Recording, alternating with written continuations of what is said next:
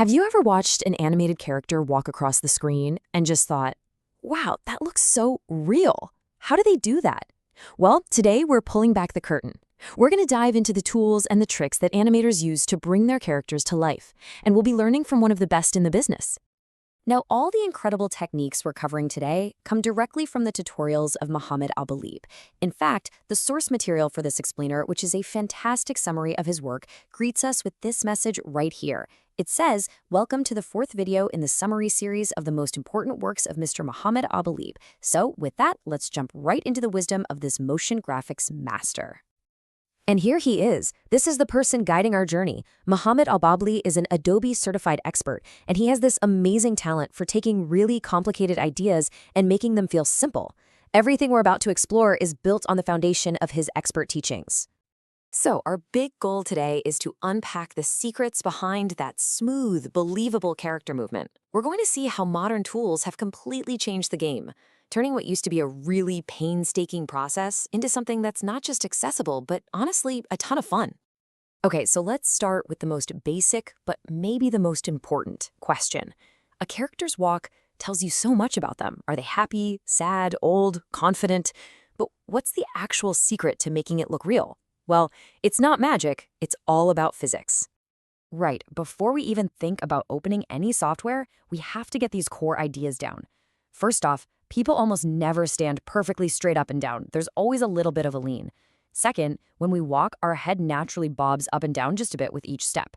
And finally, the whole complex motion really just boils down to a few key poses, like when the foot hits the ground, that's contact, and when it passes underneath the body, that's passing. If you nail these, you've built the foundation for everything else. So, how many of those key poses do you really need to create a perfect, smooth walking loop? You might be surprised. The answer is often just 5. Yep, a 5 keyframe cycle is kind of the gold standard. It captures all those crucial moments of a step perfectly, giving you a walk that feels totally natural and can repeat forever without a single glitch. Okay, so before we can make our character move, we have to give it bones. That's where rigging comes in. The best way to think about it is like you're creating a digital skeleton for your character. This skeleton, or rig, sets up all the rules for how the body can move, how an elbow can bend, or how a knee pivots. It's really the invisible architecture that makes all that fluid motion possible. So, how do we actually build this digital skeleton? Well, we use these amazing little tools called scripts. And one of the absolute fan favorites in the industry is called RubberHose. It's a total game changer, especially for creating those flexible, bendy, cartoon-style limbs super easily. You know, what's really cool here is that there are 2 totally different ways to think about rigging. On one side, you've got tools like RubberHose, which actually generate brand new stylized limbs from scratch. It's incredibly fast and awesome for simpler designs. But on the other side, you have tools like Duik or RubberPin. These let you take the character artwork you've already drawn and build the rig right into it, so you can preserve every single detail of your unique art style. And this is where a tool like RubberHose just blows your mind. You're not just stuck with a boring line, you can customize pretty much everything.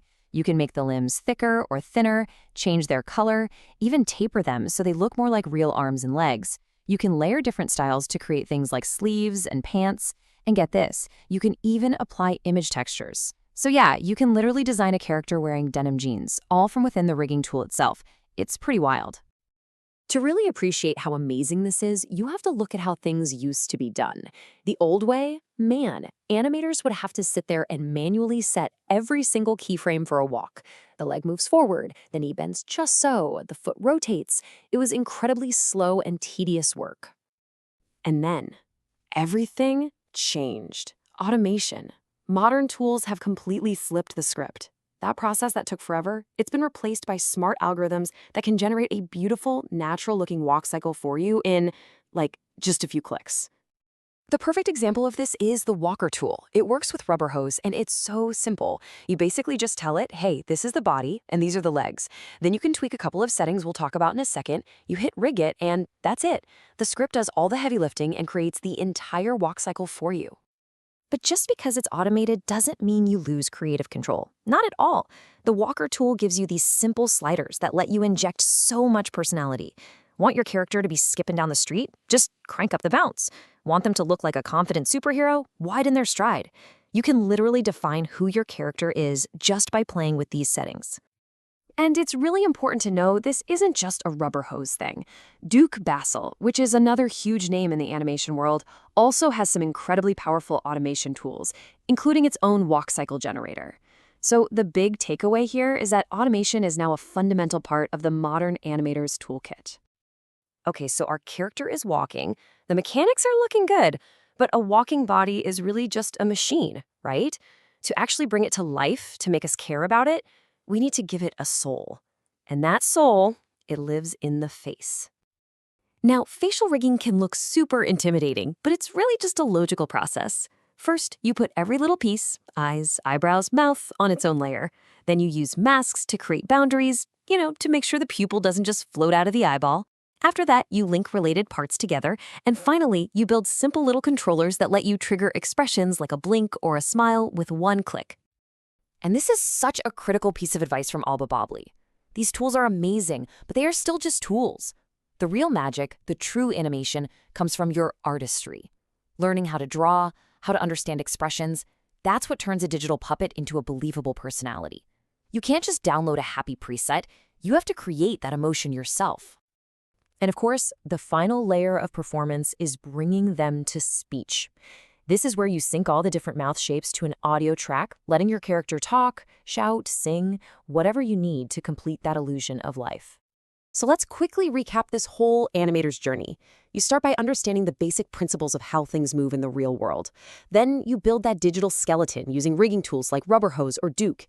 You let automation handle the heavy, repetitive stuff like walk cycles, which frees you up to focus on the most important part, injecting personality and soul through facial expressions and performance. Look, the technology to create characters that feel truly alive has never been this easy to get your hands on. The tools are right there, the knowledge is out there for you to find. So really, the only question left is the one you see on the screen. What stories are you going to bring to life?